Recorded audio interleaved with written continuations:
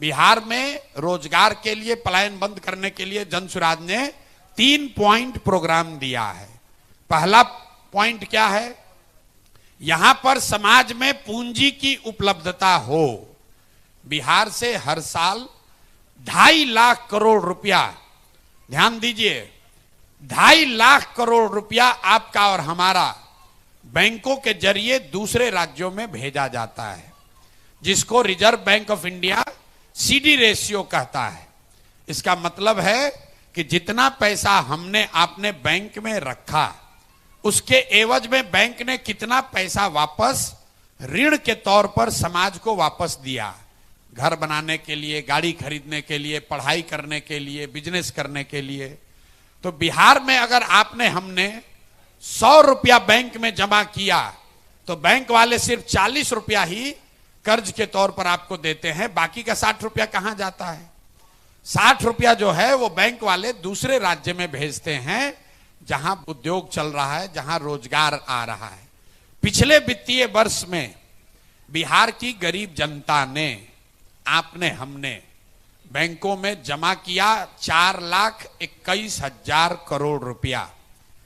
ध्यान से सुनिए, 4,21,000 करोड़ रुपया आपने हमने जमा किया बैंक में, और बैंक ने टोटल ऋण के तौर पर बिहार के लोगों को दिया 1,61,000 करोड़ रुपया।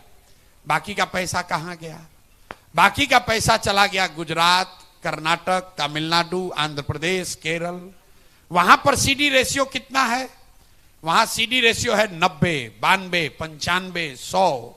मतलब अगर आंध्र प्रदेश में लोगों ने बैंकों में 100 रुपया जमा किया तो बैंक ने 105 रुपया वहां ऋण के तौर पर दिया। बिहार में आपने 100 रुपया जमा किया, आपको 40 मिला। इसका नतीजा क्या होता है? 1990 में जब लालू जी मुख्यमंत्री बने, तब से लेकर पिछले वित्तीय वर्ष तक बिहार से करीब करीब 26.5 लाख करोड़ रुपया, 26.5 लाख करोड़ रुपया बैंकों ने यहां से ट्रांसफर किया है दूसरे राज्य में। न इसकी समाज में चर्चा है, न सरकार में चर्चा है, न ये पत्रकार लोग बोल रहे हैं। कोई नहीं पूछ रहा है कि 26.5 लाख करोड़ रुपया यहां से जो बाहर चला गया, उसकी वजह से यहां उस एक कारण है यहां की गरीबी का। आप उसको अपने जीवन में समझिए। अगर आपको मोटरसाइकिल और गाड़ी खरीदने के लिए लोन न मिले तो इसमें से आधे लोग अपना गाड़ी नहीं खरीद पाएंगे।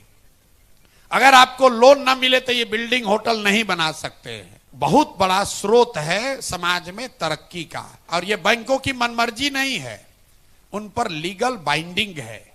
70% पैसा कम से कम उनको देना ही देना है, और इसके लिए मुख्यमंत्री की अध्यक्षता में बिहार में भी अन्य राज्यों की तरह एक कमिटी है, जिसका काम है ये देखना कि 70% पैसा समाज को वापस मिल रहा है कि नहीं।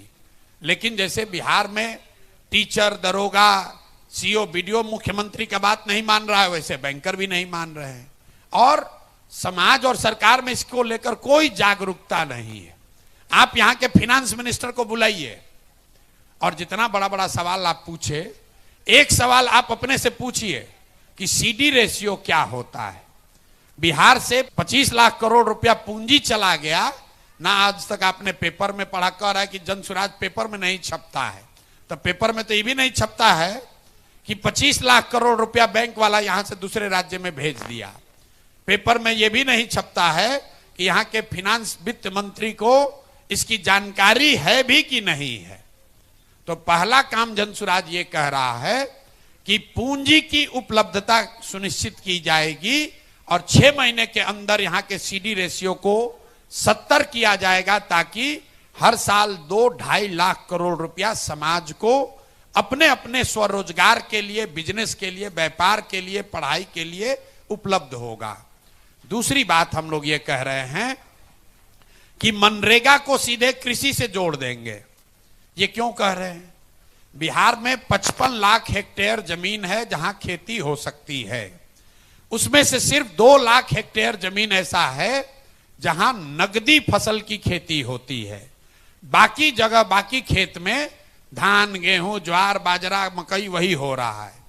आइडियली अर्थशास्त्री बताते हैं कि कम से कम 1/3 जमीन में नगदी फसल होनी चाहिए, मतलब सब्जी की खेती होनी चाहिए, मसाले की खेती होनी चाहिए, जिससे कि लैंड की प्रोडक्टिविटी बढ़े, एग्रीकल्चर जो है वो कमाने का जरिया बने। ये बिहार में हम लोग उसके लिए क्या कह रहे हैं कि जो भी किसान धान गेहूं की खेती छोड़कर नगदी फसल की खेती करेगा, उसको मनरेगा के तहत मजदूर मुफ्त में दिए जाएंगे। उसका फायदा क्या होगा कि जितने कृषि से जुड़े हुए मजदूर हैं जो पंजाब और हरियाणा जा रहे हैं, उनको यहीं पर वो लेबर कंज्यूम हो जाएंगे। दूसरा इसका फायदा यह है कि पहले स्कीम के तरह इसमें बजट से 1 रुपया भी खर्च नहीं है। जैसे सीडी रेशियो सुधारने के लिए बिहार सरकार को 1 रुपया भी खर्च नहीं करना है, एडमिनिस्ट्रेटिव मेजर है। उसी तरह मनरेगा को कृषि से जोड़िएगा तो 1 रुपया भी अलग से खर्च नहीं होगा। जो पैसा हम लोग दिल्ली में सरेंडर कर रहे हैं, उसी पैसे का इस्तेमाल करके लाखों मजदूरों को, यहाँ के किसानों को उपलब्ध कराया जाएगा, ताकि लोग अपनी खेती को बेहतर बनाएं। उससे जो मजदूर बाहर जा रहा है उसको यही मजदूरी मिलने लगेगी। दूसरा फायदा यह होगा कि जो मनरेगा में चोरी हो रहा है वो अपने आप बंद हो जाएगा। और तीसरा फायदा यह है कि जो पैसा हम लोग दिल्ली में सरेंडर कर रहे हैं, पिछले साल मनरेगा में बिहार सरकार का यूटिलाइजेशन है 39%। मतलब अगर 100 रुपया दिल्ली की सरकार बिहार को दे रही थी तो हम लोग 40 रुपया लेकर आए, 60 रुपया वहीं छोड़ दिए। तो जन सुराज का दूसरा फॉर्मूला है कि मनरेगा को कृषि से जोड़े और अगले 5 वर्ष में कम से कम 15 लाख हेक्टेयर में बिहार में नगदी फसल की खेती हो। लहसुन हो, प्याज हो, आलू हो, टमाटर हो, फल हो, सब्जी हो, मखाना हो, धान गेहूं की खेती को कम किया जाए और खेती को खाने वाली खेती से कमाने वाली खेती बनाई जाए। बिहार में आप गांव देहात में सुनते होंगे, लोग कहता है कि रोपनी करने आए हैं, कमाने के लिए लुधियाना जाएंगे। कहता है भैया कटाई लगा है, गांव में कटाई के लिए आए हैं, कमाने के लिए गुजरात जाएंगे। खेती यहां समाज की नजर में भी खाने का जरिया है, कमाने का जरिया नहीं है। तो पहली चीज हमने आपको बताई कि घर घर में रोजी रोजगार हो, उसके लिए पूंजी को उपलब्ध कराया जाएगा। दूसरा, खेती को लाभदायक बनाने के लिए खेती को खाने वाली खेती से कमाने वाली खेती बनाई जाएगी। और तीसरा और एक बड़ी चीज जो हम लोग करने की घोषणा कर रहे हैं, बहुत बड़े पैमाने पर इंटरेस्ट सबवेंशन स्कीम लेकर आना चाहते हैं। इसका मतलब क्या है?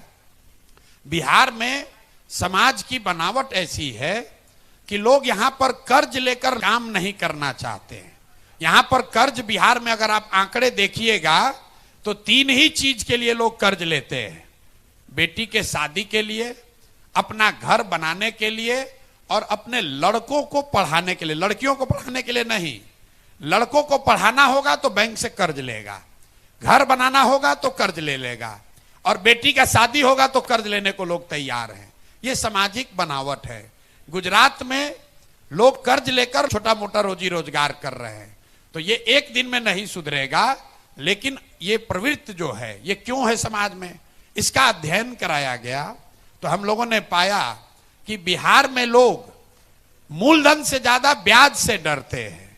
धंधा पानी नहीं करता है, सोचता है कि पैसा लेंगे कर्ज, ब्याज बहुत बढ़ जाएगा, उसमें बर्बाद हो जाएंगे।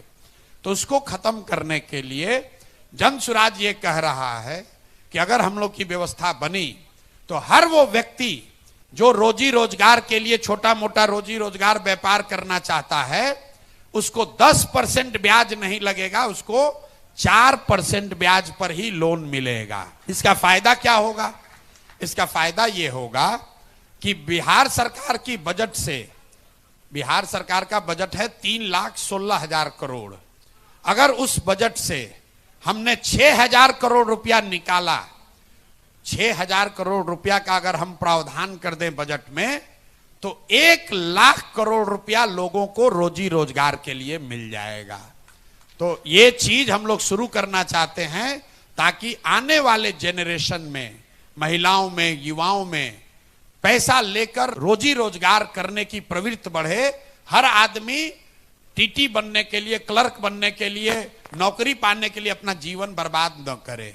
तो ये 3 चीज अगर हम लोग करेंगे, और हमारे साथ जितने अर्थशास्त्री दुनिया में बहुत बड़े बड़े लोग जो मेरे साथ काम कर रहे हैं, कंप्यूटर में इसको अंग्रेजी में कहते हैं, अगर सिमुलेट करके देखिएगा कि अगर ये 3 चीज कीजिएगा तो क्या होगा 3 बरस में, 4 बरस में। तो जब इसको सिमुलेट करके देखा गया कि अगर ये 3 चीज कर दिया जाए कि हर साल 2-2.5 लाख करोड़ रुपया यहां के लोगों को उपलब्ध हो जाए, कृषि को मनरेगा से जोड़कर 1/3 कृषि नकदी फसल की होने लगे, और 4% ब्याज पर लोगों को लोन उपलब्ध हो जाए, तो कम से कम 50 लाख नए लोगों को रोजगार अगले साल मिल जाएगा। इसीलिए जनसुराज कह रहा है कि अगर हम लोग की व्यवस्था बनी तो साल भर के अंदर पलायन को रिवर्स कर देंगे, लोग बाहर से आकर यहां नौकरी रोजगार करेंगे।